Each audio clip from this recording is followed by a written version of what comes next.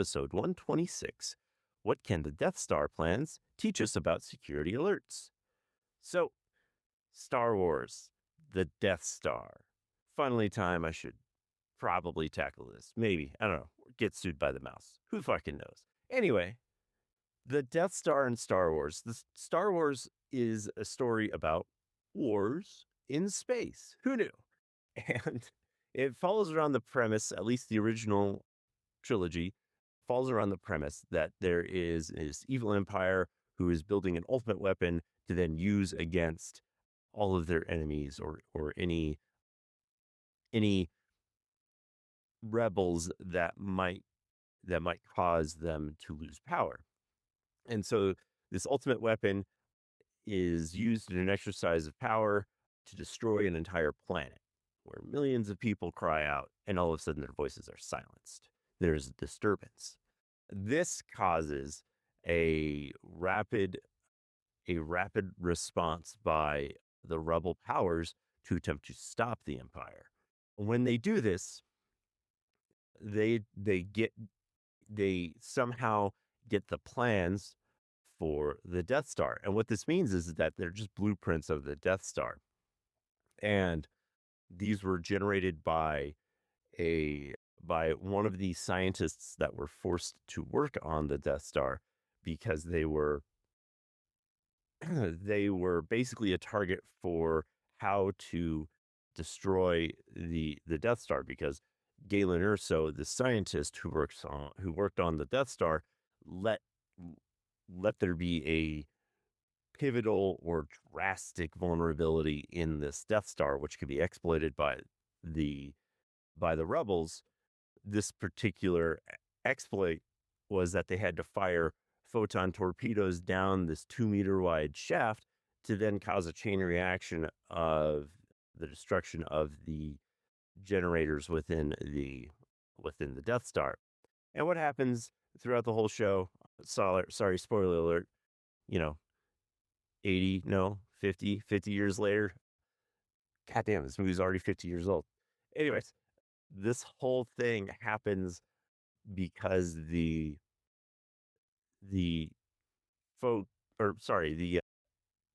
attack is successful and the Death Star is destroyed because rebels are able to actually exploit this vulnerability. So when this occurs, the entire Death Star is destroyed. Everybody's happy because they were able to act on this information and properly get to it. Getting the information was not easy. There were several people who died. Lots of Botham, I don't know, whatever. They're fictional. A lot of Botham spies died to get this data for the rebels. So that is a significant amount of work that they went through to get this. It took a long time for them to get this data.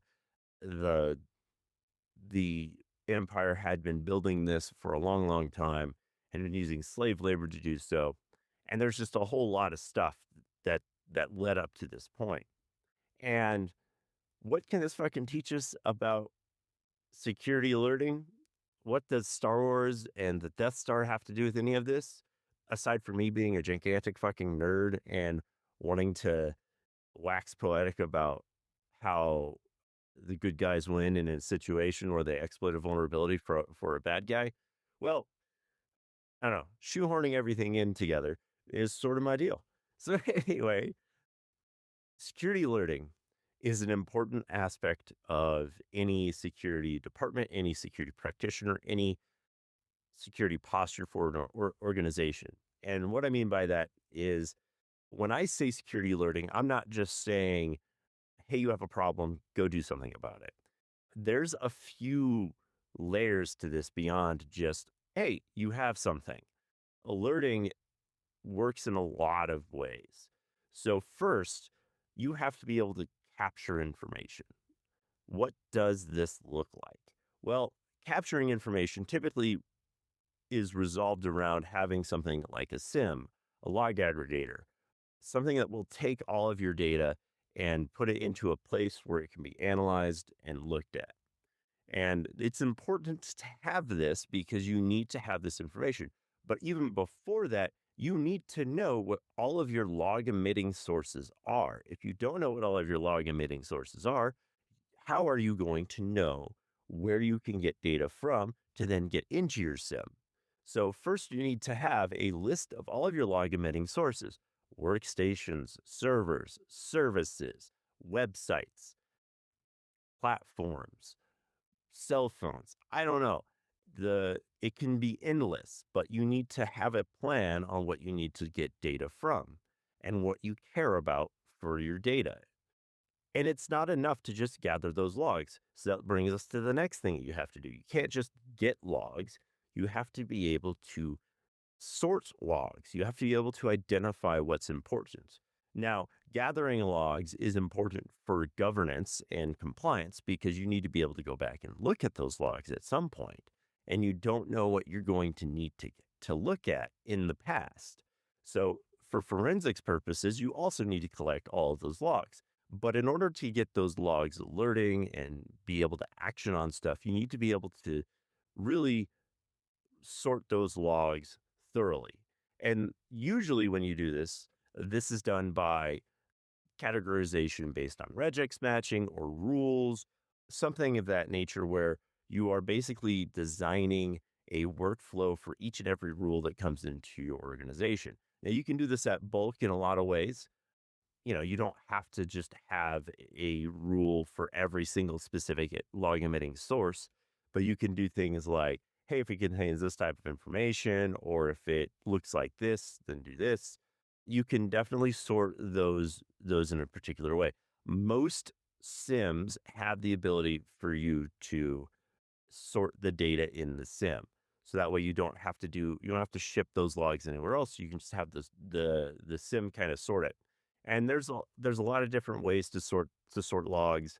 You can sort by source, you can sort by type, you can sort by severity, those sort of things. So a lot of that sorting should happen on the back end. Again, and that usually happens with rules or regex matching, and that'll depend on whatever SIM solution you select.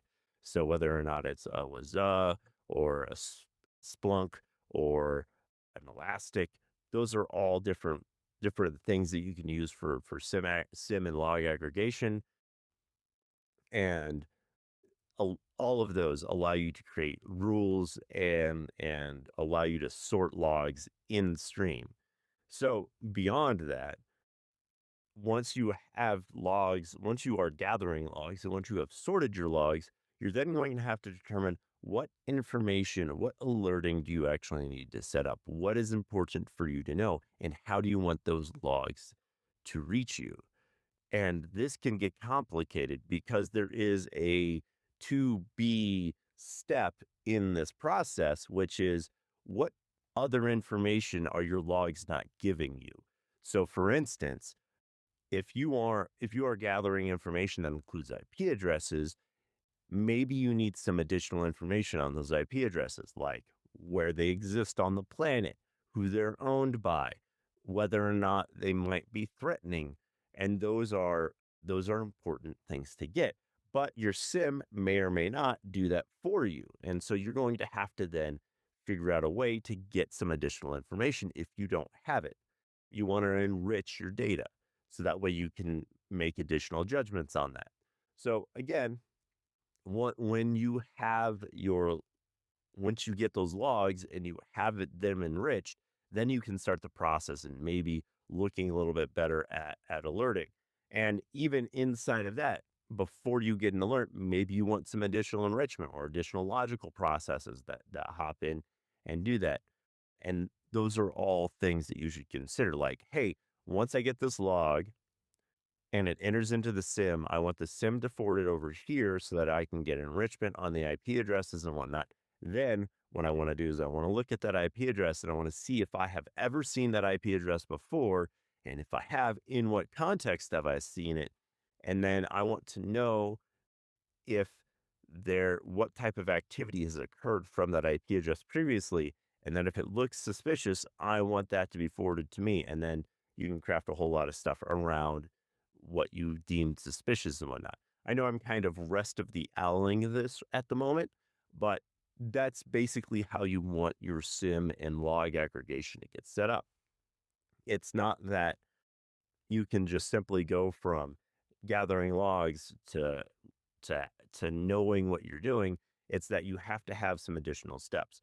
So definitely plot out what all of your additional steps are. And you don't have to do this all at once. It may seem like it's a daunting process to be like, oh, okay, we're to go from a single log to full active log aggregation and response. Yep, that can seem like a lot, but you can definitely bite this off a piece at a time. First, chart all of your log emitting devices, and then maybe start getting those logs into the SIM. Once you've gotten all of your logs into the SIM, or maybe while you're working and getting all of them into the SIM, you can start sorting them and then figuring out how to alert. That's a definite process, and it can take a bit of time to get that done, but in the end, it'll be worth it because you can have all this process set up automatically. Now, a lot of people will tell you, "Oh, well, this can be just be handled by AI, and you can have AI just do this all and whatnot." But the problem is that logs may contain sensitive information, which you don't necessarily want to be going to an AI. So definitely don't just do that because that can be harmful. Also, with a simple process, you don't have to ship it off to AI until you're ready to determine whether or not it's malicious. Just saying.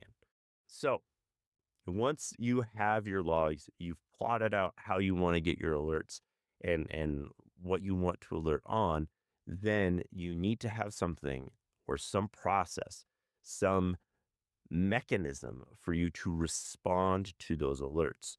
Now, this is where classically we have, or maybe not classically, but in previous, we would call a SOAR to do this, or a SOC to go in and look at this. The SOAR being a security orchestration automation response, and a SOC being a security operations center. Those are typically the two types of response mechanisms you would put into place. So that way, when a log comes in, there's an automatic or at least repeatable response to whatever's going on in the system. And typically, when you do this, when you set something up like this, there are rules and boundaries and workflows that are created so that everything again is predictable and repeatable, but also is simple and reduces the amount of risk. And the reason why you have these in place is to reduce your time to response to as short of a time as possible. Now, that doesn't mean you need to have these things like I said before, you don't need to have these things out of the box. This is definitely something you can build by yourself eventually. Now, there are a lot of products that do all of this from day one. You just feed them your logs. You give them the permission. They walk you through how to feed them their logs and feed them your logs, and then they go through all the process of alerting and rule creation, all of that. And that for your organization might be the better answer if you don't want to spend the time and energy to build it yourself. Definitely look those up, SOAR providers, MDR providers, those sorts of things. I'm not going to hawk anybody else's product here, but those are definitely things that you can do, that you can look up and have the capacity to do. But when you're looking at that, definitely make sure that they have a mechanism to respond on your behalf, or at least notify you when to respond. Because if they don't, then it's kind of useless to you.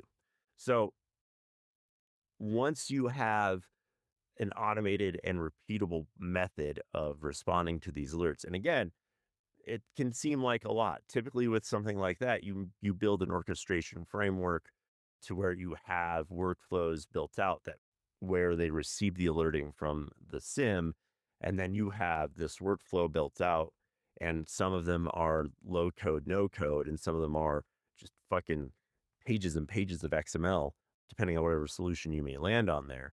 But just know that a SOAR or a SOC, if you're going to use real people, is the answer to that automated process and running through. And if you aren't doing this, then your alerting better be really fucking good. And you got to have somebody who is on it all of the time, responding to those alerts 24 hours a day, 7 days a week.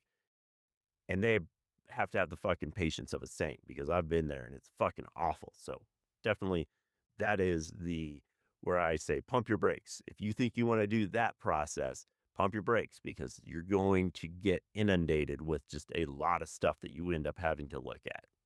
So long story that we're working our way through. The automation and security alerting that you're getting, you also then, once you have all of this set up, you are going to get false positives. And if you're not sure what false positives are, false positives are where you get an alert and it's not actually a problem. That is it. That is a simple explanation for false positives. This thing flagged and it's actually not an issue. And I will tell you, as a security practitioner, you should want false positives. You should absolutely want false positives. Now, you don't want it. You don't want so many false positives that you can't actively see the threat when it comes in. But you want enough false positives so that you know that your shit is working and that there is something that you have to look at. Because what you don't want is you don't want a false negative where your security alerts have not done anything or they have not alerted you and it was actually a compromise. You definitely don't want that to happen because then it's like, well, what did I do all this for? So false negatives are a vastly larger problem than false negatives and or false positives rather. False negatives are a vastly higher problem, more significant of a problem than false positives because false positives and correcting and silencing the noise can lead to more false negatives than probably what you want to have. So, what does all of this have to do with Star Wars and each other and what the fuck? Well, I'm sure along the way you guys are probably smart enough to have seen the linkages here by now. But anyway, the whole point being is it takes a lot of work. Just like it took a lot of work to get the Death Star plans to the rebellion, it's going to take you a lot of work to get the logs to the point where it can start alerting. Not only that, but you have to do that analysis. The rebels didn't just know there was a flaw in the Death Star. They didn't really even know there was a Death Star. It was a rumor. All they knew is that the planet Alderaan suddenly disappeared. They didn't know why.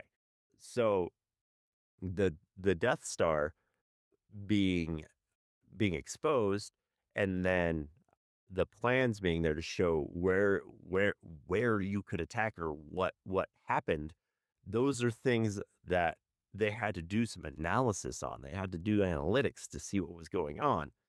Because then after they were able to do that, they could attack the problem. They could go in and attack the Death Star and get the perfect solution in place to remediate that threat. And again, that is the whole process of this. Of course, you could always look at the rebellion the other way in the fact that they murdered millions and millions or thousands, I don't know, millions, tens of thousands. I don't know how many people lived on that Death Star, but it was probably quite a few soldiers on that Death Star. And those rebels just murdered a ton of Imperial soldiers by destroying the Death Star. And probably a whole shit ton of civilians too.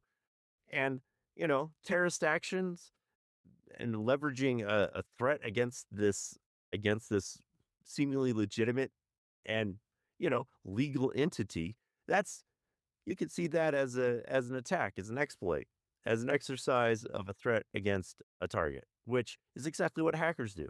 So maybe what I'm saying here is that the rebellion were a bunch of hackers and maybe the Empire wasn't so bad. Now it's just fucking bullshit. That's all I got time for today, guys. I hope you all have